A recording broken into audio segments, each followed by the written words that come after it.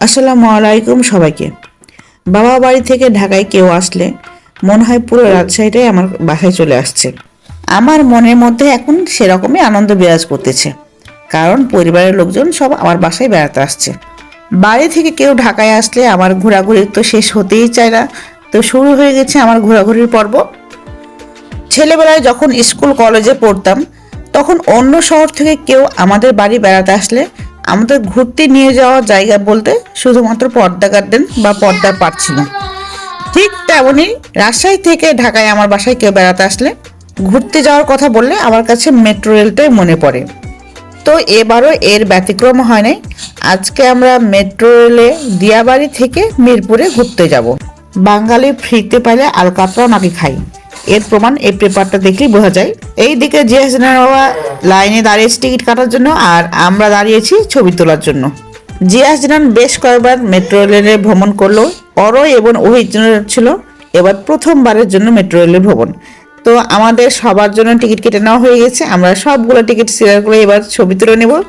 একটা বিষয় জেনে নেওয়া ভালো, বেবিদের ক্ষেত্রে 3 ফুট উচ্চতার নিচে হলে টিকিটের প্রয়োজন হয় না।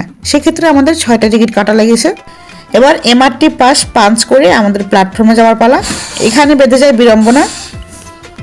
একটা এমআরটি পাস পাঞ্চ করে 3 থেকে 5 সেকেন্ডের মধ্যে প্রবেশ না করলে গেট লক হয়ে যায়। তো আমার ক্ষেত্রে এরকমই ঘটনা ঘটেছে। পরে কাউন্টার থেকে আবার পাস ঠিক করে নিয়ে আসার পর আমরা স্টেশনের প্ল্যাটফর্মে প্রবেশ করতে পারি। ইতিমধ্যে আমাদের কাঙ্ক্ষিত গন্তব্যে পৌঁছার জন্য আমাদের ট্রেনও চলে আসছে। জিনান এবং অরোরা কি যে চিন্তায় ব্যস্ত ছিল সেটা তারাই ভালো বলতে পারবে।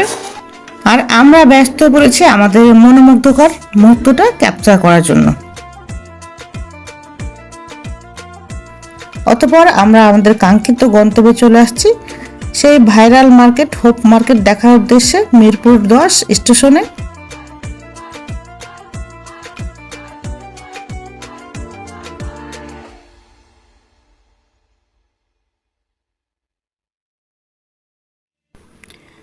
যারা সস্তায় বস্তা ভরা মার্কেটিং করতে পছন্দ করেন তাদের জন্য হোপ মার্কেট হচ্ছে বেস্ট প্লেস।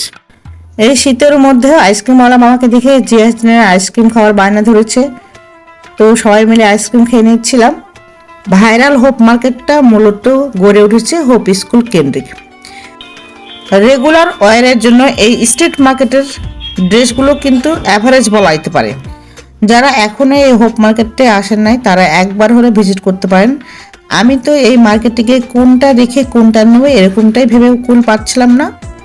একটু দরদাম করে দেখে শুনে নিলে প্রোডাক্টগুলো কিন্তু অসাধারণ হয়। এই 2 পিসের কোয়ার্সটার মূল্য ছিল মাত্র 450 টাকা। চিন্তা করা যায়।